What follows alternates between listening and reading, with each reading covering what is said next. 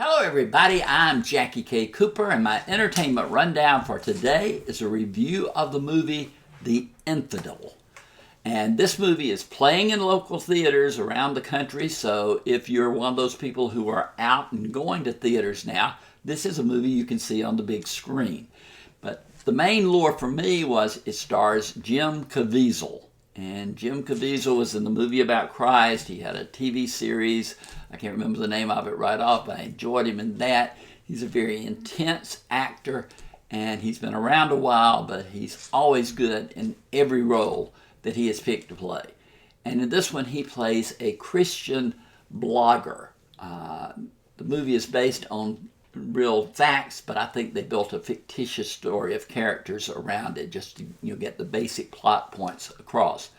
But he is a renowned Christian who has blogged, who made speeches, etc. He is invited to a convention in Cairo, Egypt, and he goes there, and while he is there, he is kidnapped.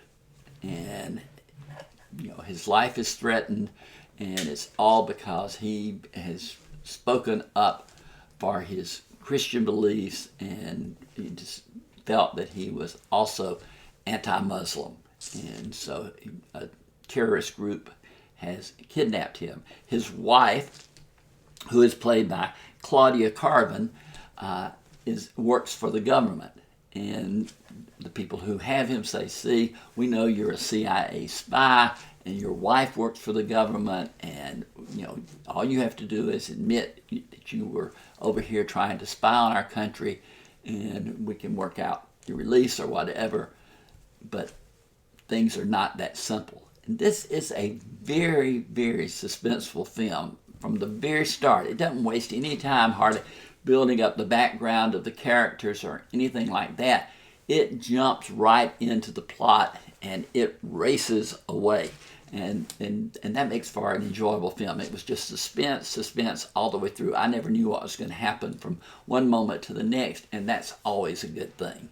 So, if we talk about the good and the bad, then, in the good is the fact that it does keep you off balance. You know that it's based on true facts, so to speak, but you still think, hey, I don't know what the outcome of this is going to be. And Jim Caviezel, he really gets into this character and projects just the right amount of strength, amount of weakness, that type of thing. It's a very balanced performance, and it stands out. And Claudia Carvin is very good as his wife. She's they have no children. He is her entire focus, and she doesn't necessarily